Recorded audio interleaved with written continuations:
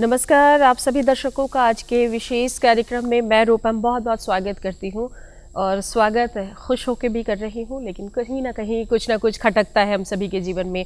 चलिए बात करते हैं खुशी की। तो बिल्कुल, खुशी का मतलब हृदय, हार्ट, यानी हमारा दिल जब सुरक्षित है तो हम सुखद जीवन जी रहे होते हैं। लेकिन लगातार दिल की बात चली तो चलिए कुछ बातें करते हैं। इन दिनों लगातार हमारे बीच में बहुत सारी ऐसी घटनाएं देखने और सुनने को मिल रही है जो 60 अभी पार भी नहीं किए हैं, अचानक चलते फिरते गिर जाते हैं, डांस करते गिर जाते हैं। क्या कारण है? और वो जब हम उन्हें उठाने जाते हैं या जब हम डॉक्टर्स के पास जाते हैं तो उन्हें मृत घोषित कर दिया जाता है। क्या कारण है? और बाद में पता चलता है कि वो हार्ट अटैक है। तो मेरा सवाल एक है कि क्या कारण है? बिल्कुल, क्या कारण है कि हार्ट अटैक के केसेस लगातार बढ़ते चले जा रहे हैं और चलते फिरते खुशी वाले चेहरे अचानक गम की परछाई में तब्दील हो जा रहे हैं? ऐसे बहुत सारे सवाल हैं जो आपके मन में लगातार बने हुए, हमारे मन में भी हैं। बिल्कुल इन्हीं सवालों को तलाशने के लिए, और क्या हमारा दिल सुरक्षित है, हमारा दिल ठीक से काम कर रहा है, हम कितने सुरक्षित हैं, क्या आगाह करता है हमारा शरीर कि हमारा दिल मजबूत नहीं है, ऐसे बहुत सारे सवाल को तलाशने के लिए, इनके जवाबों को तलाशने के लिए आज हमने अपने स्टूडियो में आमंत्रित किया है फेमस डॉक्टर शील अवनीश। आप additional professor and head department of the cardio surgeon IGIMS है। आपका बहुत बहुत स्वागत है सर हमारे स्टूडियो में।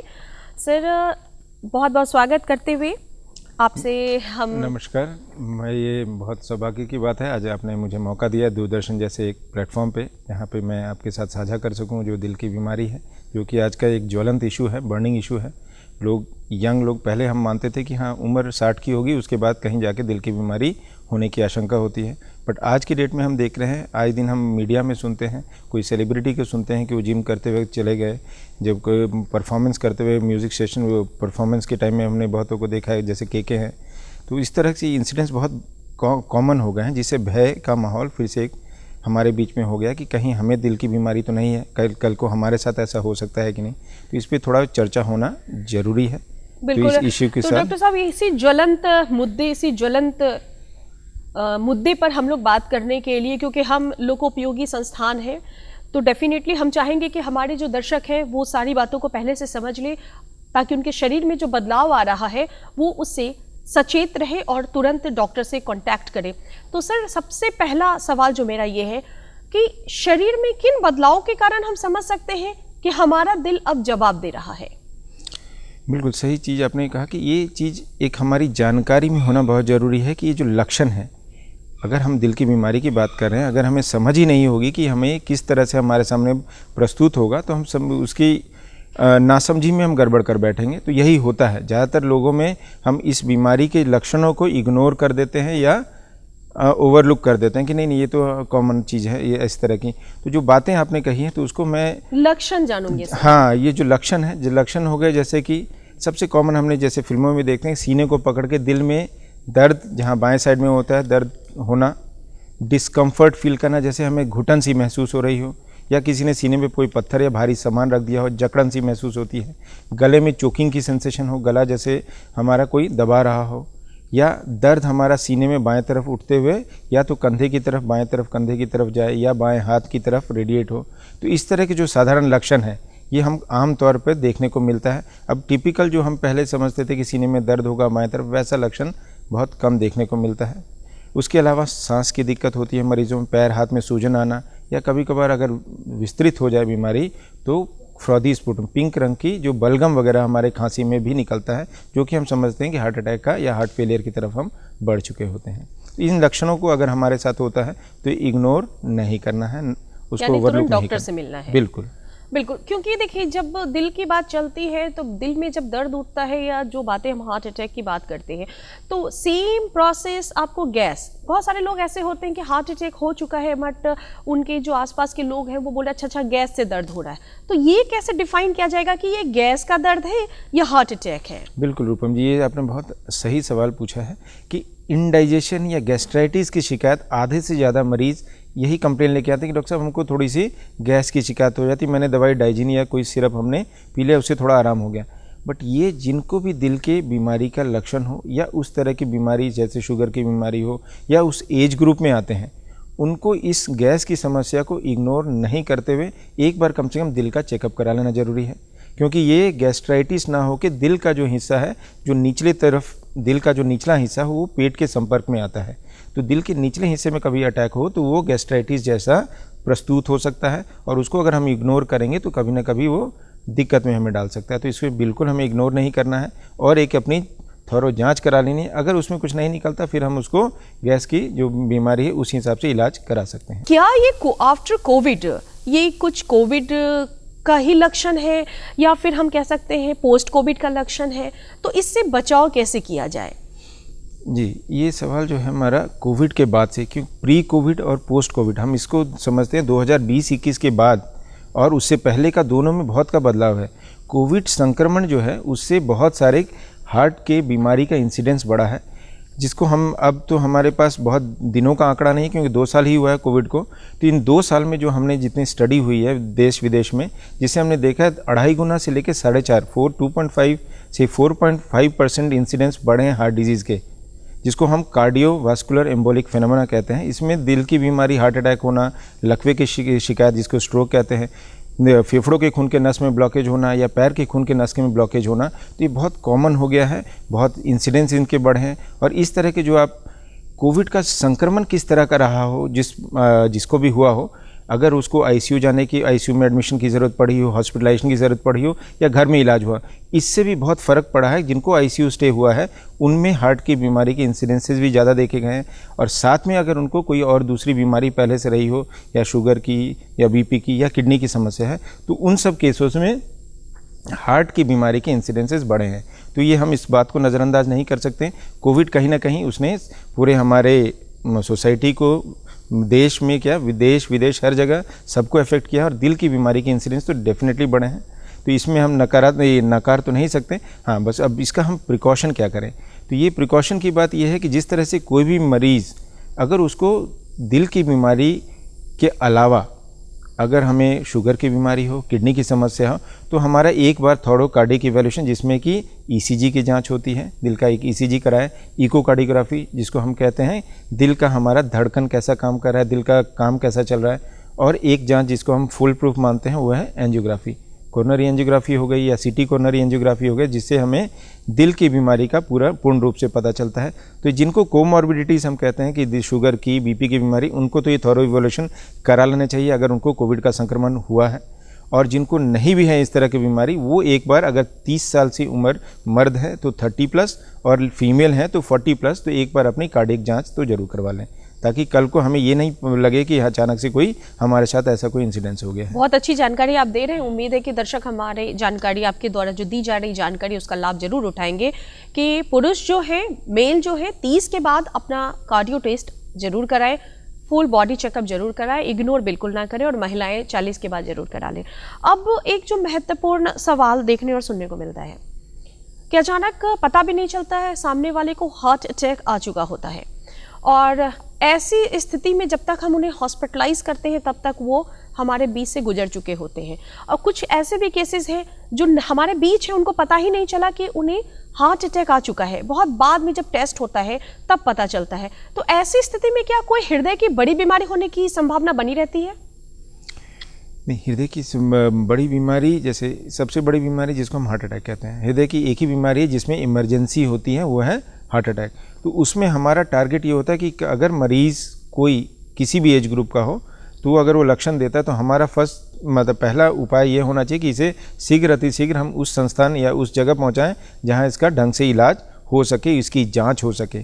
समय यहाँ वेस्ट ना करें, क्योंकि शुरू का जो 1 घंटा जिसको हम गोल्डन आवर समझते हैं, उस दौरान अगर मरीज़ को इलाज ढंग से मिल जाए तो शायद उसकी जान बच सकती है, और उसी में अगर इलाज ना मिले तो मरीज़ की जान को बन जाती है। तो ये जो शुरू का गोल्डन आवर हम इसको कहते हैं, इसको हम इस असमंजस में ना बिता दें कि मरीज़ को शायद किसी और कारण होगी, किसी और कारण से इन्हें दिक्कत हो रही होगी।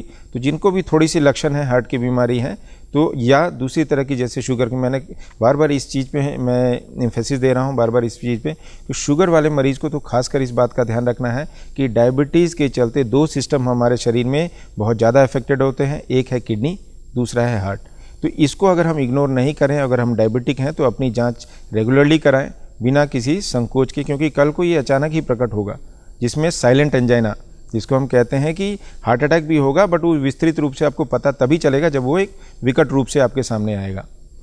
एक सवाल जो मेरा है, मैं बहुत सारे सवालों को लेकर आज आपके पास बैठी हुई हूँ, लेकिन जो एक महत्वपूर्ण सवाल मेरे मन में है, बहुत सारे ऐसे लोग हैं जो नियमित योगा प्राणायाम करते हैं, एक्सरसाइज करते हैं। हमें सुष्मिता सेन का भी हमने केस अभी देखा है कि वो बहुत अच्छा योगा करती है, प्राणायाम करते हैं, फिर इसके बाद भी उनको कार्डियो अटैक आता है, एंजियोप्लास्ट कराना पड़ता है।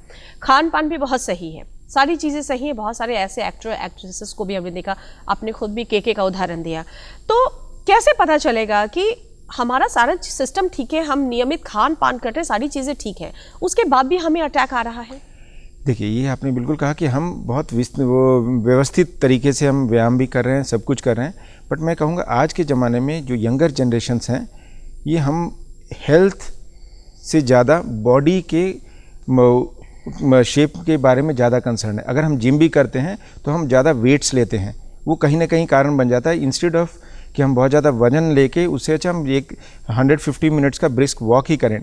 150 मिनट्स का जो हमारा ब्रिस्क एक्सरसाइज होता है, जिसमें कि वेट्स को इंक्लूड नहीं करें, तो इस सब चीज़ों से हम बचते हैं। बहुत लोग फिर वो जो हम एक्सरसाइज के दौरान बहुत सारे इंजेक्शन जिसको स्टेरॉयड के रूप में लेते हैं, तो ये सब कारण कहीं ना कहीं बन जाता है, जिससे कि वो हार्ट की बीमारी की तरफ अग्रसर हो जाते हैं।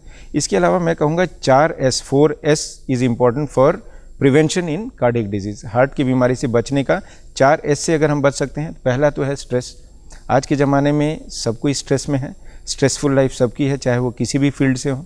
तो हम अपने आप के स्ट्रेस को किस तरह से कम कर सकते हैं, इसका उपाय आपके पास खुद है। या तो मेडिटेशन करें, योगा करें, या फिजिकल एक्सरसाइज करें। इससे बढ़िया कोई हमारा स्ट्रेस डिसबस्टर जिसको हम कहते हैं नहीं है। दूसरा है हमारा सेडेंट्री लाइफस्टाइल। आज के ज़माने में क्या हो गया, हम लैपटॉप मोबाइल के दायरे में घिर के रह गए। जो पहले ज़माने में हम फिजिकल एक्टिविटी कर लिया करते थे, आज वो नहीं होता हमसे। हम थोड़ी देर चलते हैं, हमारी सांस फूल जाती है, क्योंकि हमें आदत नहीं है। तो दूसरी चीज़ सेडेंट्री लाइफस्टाइल, इसको हमें तोड़ना है। हमें कोशिश करना है कि हम कुछ समय अपने हेल्थ को दें, 30 मिनट्स हो या 40 मिनट्स का ही कम से कम हम ब्रिस्क वॉक करें। उसके अलावा जो हमारा शुगर कंजम्पशन भी हमारा, अगर हम पुराने ज़माने से कंपेयर करें, उसका 10 से 20% हमारे शुगर कंजम्पशन लेवल, जिसमें बहुत तरह के रिफाइंड शुगर हैं, सल्फ़र कंपोनेंट वाले हैं, बहुत सारी चीज़ें, ये सब कहीं ना कहीं एक कारण बन गया है, जिससे कि हमारा हार्ट की बीमारी का इंसिडेंस बहुत हद तक बढ़ गया है। तो हमें इस सब चीज़ों को अगर हम कंट्रोल कर लेते हैं, जैसे अभी आपने सुष्मिता जी का बताया, तो कहीं ना कहीं ये सारी चीज़ें ही एक फैक्टर बनता है। जैसे स्ट्रेसफुल लाइफ है, हम नहीं जानते कि उनके मतलब स्ट्रेस लेवल किस तरह के होंगे, उनके जो जिम वर्कआउट हैं किस तरह का। तो सिर्फ जिम करना या वर्कआउट करना ही नहीं है, it has to be health friendly, not body friendly. Okay, बहुत अच्छी बात आप बता रहे हैं। अब हम, क्योंकि आप कार्डियो सर्जन हैं एंड आपने बहुत सारे ऑपरेशंस भी किए हैं, जहाँ तक मैंने वीडियोस देखा है, और लगातार आप बिहार में पहली बार, शायद जो मेरी अपनी जानकारी है छोटी सी, कि पहली बार शायद हृदय रोग से संबंधित जो रोगी हैं वो अब स्टेट के बाहर नहीं जा रहे, यहीं अपना इलाज करवा पा रहे हैं। तो कहाँ, ये क्या बिहार के हर हॉस्पिटल में उपलब्ध है, जो हमारी सरकारी संस्थान है, या कोई एक अस्पताल इसके लिए नामित किया गया है, और क्या क्या सुविधाएं हैं?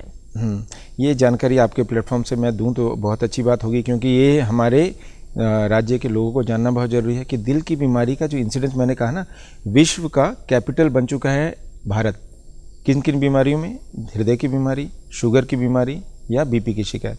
तो इस सब, अब हमें ये जानना जरूरी है कि हमारा अगर इलाज दिल की बीमारी है, तो हम कहाँ सस्ते तरीके में अपना इलाज करा सकें। क्योंकि मैं जहाँ से मैंने अपनी ये ट्रेनिंग ली है, वो दिल्ली एम्स है, जो भारत की सबसे एक सर्वोच्च संस्थान है दिल के इलाज या किसी भी इलाज के मामले में। तो वहाँ हमने देखा कि दिल के मरीज़, बिहार के 80% मरीज़ जो हैं दिल के, बिहार से आते हैं। तो मेरा एक टारगेट हमेशा से रहा कि बिहार में ये सुविधा मरीज़ों को मिले, सरकारी तौर पे मिले, ताकि वो अपना इलाज करा सके। बीमारियाँ गंभीर भी हैं और इनमें पैसे भी ज़्यादा लगते हैं।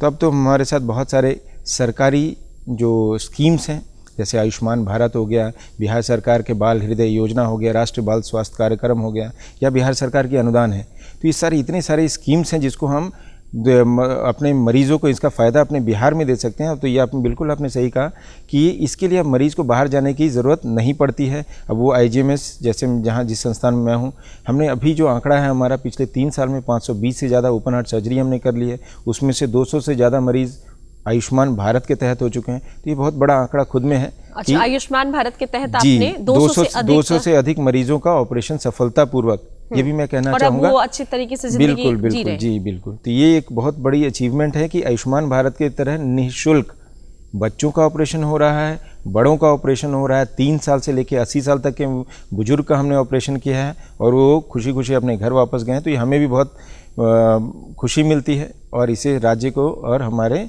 राज्य की मतलब इलाज पद्धति में बहुत फ़ायदा होता है। जी बिल्कुल। तो बिल्कुल, क्योंकि आप लोग सभी कुशल चिकित्सक हैं, तो अब हमारे कुशल चिकित्सा का जो कह सकते हैं लगातार योगदान जो आप लोग दे रहे हैं, उसका हमारे राज्य के लोग फ़ायदा उठा रहे हैं। जो बीमार हैं अब लाचार नहीं महसूस होकर IGIMS में आराम से इलाज करवा पा रहे हैं। एक जो सवाल मेरा है कि क्या बिहार सरकार द्वारा किसी तरीके का कोई अनुदान की व्यवस्था?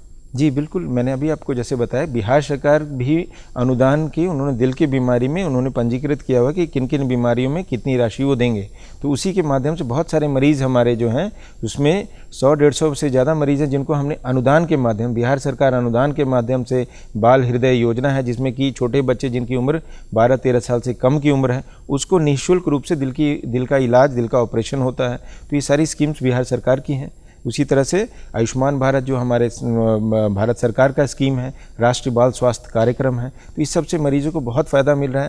क्योंकि जो पहले वो मरीज़ कतराते थे कि इतना पैसा हमारे पास कहाँ से होगा जो हम अपने दिल का इलाज कराएंगे, आज वो हमारे पास आते कि नहीं सर हमारा इलाज करा दीजिए, हम अनुदान के या इस माध्यम से अपना कराएंगे इलाज। तो ये बहुत बड़ी अचीवमेंट है सरकार को, इसके लिए हमें सराहनीय मतलब उनका रोल रहा है।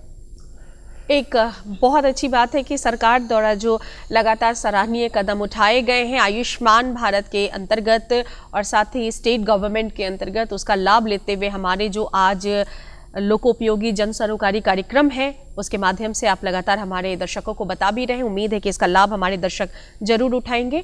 तो सवाल एक और जो मेरे मन में उठ रहा है कि क्या हमारे यहाँ आप हैं, क्या ऐसी कोई टीम गठित है कि हृदय रोगियों का आराम से इलाज हो सके और कितने दिनों में वो घर जा सकते हैं? क्या ऐसे खान पान रखना चाहिए ताकि हम हृदय रोग से ग्रसित ना हो? देखिए इसमें 2 सवाल, एक तो आपने कहा कि जो टीम, तो ये जो हमारा जो हृदय का इलाज है, खासकर मैं ऑपरेशन की बात कहूँगा जिसमें हर तरह के ऑपरेशन हैं, बाईपास ऑपरेशन है, बच्चों का दिल का सुराख होता है या बड़ों में भी अगर इलाज समय पे नहीं हुआ तो दिल के सुराख वाले हमारे पास लेट एज में ही प्रेजेंट होते हैं। दूसरा है दिल के वाल्व का, ये भी बहुत बड़ा एक तबका है, बहुत बड़ा, खासकर जो हमारे थोड़े लो सोशो इकोनॉमिक स्टेटा से बिलोंग करते हैं उनको वाल्वुलर हार्ट डिजीज़, दिल के वाल्व की बीमारी बहुत ज़्यादा कॉमनली देखी गई है और वो अनफॉर्चुनेटली वो थोड़ी और ज़्यादा महंगी इलाज है क्योंकि उसमें जो वाल्व लगता है खुद में एक महंगा चीज़ है। तो इसीलिए अब जो स्कीम्स के माध्यम से ये तो ऑपरेशन उनका भी हो रहा है, उनको भी इसका फ़ायदा मिल रहा है और ये बिहार में करने से ये फ़ायदा है कि इन मरीज़ों को लाइफ लॉन्ग एक फॉलोअप में रहना होता है। अब अगर वो दिल्ली में या कहीं बाहर कराते हैं तो उनको कम्यूट करने में, जाने में जितनी दिक्कतें होती हैं, जितना उनका इलाज में खर्चा ना हुआ होगा उतना उनको लाइफ लॉन्ग दिखाने में दिक्कत होती है। अब यहाँ होने से ये फ़ायदा होता है मरीज़ को कहीं दूर जाने की ज़रूरत नहीं है। अब जहाँ तक बचने के ऊपर है तो मैंने यही कहा कि जो हमारे 4 स्ट्रेस हैं, ये 4S हैं जिसमें मैंने आपको एम्फेसिस किया, उससे हम बचें। दूसरा, खान पान में हम कोशिश करें कि तली हुई चीज़ हो या शुगर बेस्ड चीज़ें ना लें, जंक फूड जिसको हम समझते हैं, सबको ये अच्छी तरह से जानते हैं। हेल्दी लाइफस्टाइल हो, थोड़ा हम अपने एक्टिविटी, फिजिकल एक्टिविटी को बढ़ाएं जिससे कि हम थोड़ा सा मॉर्निंग में, जरूरी नहीं कि हमें जिम ही जाना है, हम अगर बाहर भी टहलते हैं 30, 40, 50 मिनट का हमारा वॉकिंग ड्यूरेशन होता है जिसमें हम 4-5 किलोमीटर का टहल लेते हैं तो इससे भी हमें कहीं ना कहीं फ़ायदा मिलता है। तो ये लाइफस्टाइल मॉडिफिकेशन बहुत ज़रूरी है क्योंकि आज की डेट में मैं बताऊंगा कि जो यंगर जनरेशन ज़्यादा इफेक्ट हो रहे हैं, 50% से ज़्यादा लोग हैं 50 से कम उम्र में ही उनको हार्ट अटैक हो रहा है और उसमें 25% लोग 40 से कम एज में हार्ट अटैक की शिकायत में हैं। अब एक महत्वपूर्ण सवाल मैं लेना चाहूँगी क्योंकि लगातार अखबारों के माध्यम से हमें पढ़ने और देखने को मिला है कि IGIMS में हृदय प्रत्यारोपण यानी कि ट्रांसप्लांट की भी तैयारी चल रही है। क्या ये सही खबर है और कब ये शुरू करने जा रहे हैं आप लोग? जी, ये हमारा एक लक्ष्य है कि जिसको हार्ट ट्रांसप्लांट, किसी भी एक संस्थान का कोई भी एक ट्रांसप्लांट, ऑर्गन ट्रांसप्लांट जिसको हम कहते हैं, एक संस्थान का चरम चीज़ हो। जैसे IGIMS में हमारे पास ऑलरेडी किडनी ट्रांसप्लांट हो चुका है, हो रहा है, लीवर ट्रांसप्लांट भी हम कर चुके हैं। इसी प्रकार हार्ट ट्रांसप्लांट के लिए सरकार से हमें एक नो ऑब्जेक्शन सर्टिफिकेट लेना होता है कि हाँ हम अपने संस्थान में हम उस लायक हैं कि कर सकें। तो ये हमने सरकार से ऑलरेडी प्राप्त कर लिया है, हम सूचीबद्ध कर रहे हैं मरीजों को। हम तो मरीज क्या को अभी तक में ट्रांसप्लांट हुआ? नहीं, अभी ट्रांसप्लांट एक दिन का प्रोसेस नहीं, उसमें हमें पहले से सूचीबद्ध मरीजों को करना था किनको चाहिए और क्यों डोनर कभी भी आ सकते हैं। तो जब तक हमारे पास एक सूची नहीं होगी कि इस मरीज़ के लायक ही उसका हार्ट मिले, तो ये पहला काम होता है कि उस मरीजों को सूचीबद्ध करके मैं चाहूँगी कि हमारे आवाम को आप अपने बातों से ये ज़रूर बताएं ताकि वो संदेश भी हो कि किस प्रकार वो हृदय ट्रांसप्लांट कर सकते हैं और कौन लोग हृदय दान दे सकते हैं। जी बिल्कुल, मैं आपके माध्यम से ये कहना चाहूँगा कि एक पहला चीज़ तो है ऑर्गन डोनेशन। जब भी कोई हमारा कोई हमारा जो रिलेटिव हो, किसी कारण से भी इसकी मृत्यु हो रही हो, तो पहला चीज़ हमें ये निसंकोच वे में ये सोचना है कि हम उसकी अंग को, बहुत सारे अंग के, हमारे शरीर का बहुत सारे हिस्से जिसको ऑर्गन डोनेशन के लिए, जैसे आँख से शुरू करें, आँख होता है, दिल होता है, लीवर है, किडनी है, कुछ भी हम डोनेट करें, किसी न किसी के काम आए, किसी की ज़िंदगी बढ़ती है। तो उसी प्रकार हार्ट की बीमारी, जिनको डॉक्टरों ने कह दिया है कि आप हार्ट फेलियर की तरफ बढ़ गए हैं, अब दवाई के अलावा आपका कोई इलाज नहीं है, वो आके हमसे संपर्क कर सकते हैं। हम उनको सूचीबद्ध करके आगे भविष्य में हार्ट ट्रांसप्लांट के लिए उनको हम अपने लिस्ट में रखेंगे। तो ऐसे मरीज़ हैं तो उनको मैं आपके माध्यम से चाहूँगा कि वो इसका लाभ उठाएं। चलते चलते डॉक्टर साहब, हमारे दर्शकों को संदेश क्या देना चाहेंगे आप? मैं चाहूँगा कि एक healthy heart is a healthy life. तो अपने दिल को ठीक रखिए, आप भी ठीक रहेंगे। तो आपके माध्यम से मैं चाहूँगा, बहुत बहुत धन्यवाद, एंड सबको एक अपने दिल को संभाल के रखें, दिल बहुत ज़रूरी है। दिल बहुत ज़रूरी है। तो डॉक्टर साहब आपका बहुत बहुत, डॉक्टर शिलवनी जी आपका बहुत बहुत धन्यवाद हम करना चाहेंगे पूरी दूरदर्शन की टीम के साथ, और साथ ही साथ हमारे दर्शकों के माध्यम से भी आपको धन्यवाद करेंगे कि आपने बहुत अच्छी जानकारी दी। जी हाँ दर्शकों, अपने दिल को संभाल कर रखिए। दिल को जब आप संभाल कर रखेंगे तो निश्चित तौर पर आपका जीवन भी बहुत ही सुखद होगा। आवश्यक है बस रख रखाव की, और आवश्यक है अपने दिल में जो बदलाव आ रहे हैं, यानी हृदय में जो बदलाव आ रहे हैं, जो शरीर में बदलाव आ रहे हैं, जो आपको लगातार अलार्मिंग स्टेज पर लेकर जा रहा है, उसे पहचानिए और तुरंत ही अच्छे चिकित्सक के साथ संपर्क कीजिए और अपने आप को सुरक्षित कीजिए। और देखते रहिए दूरदर्शन। हमें और हमारी पूरी टीम को दीजिए इजाजत। अगले अंक में हम फिर मिलेंगे किसी नए मुद्दे के साथ।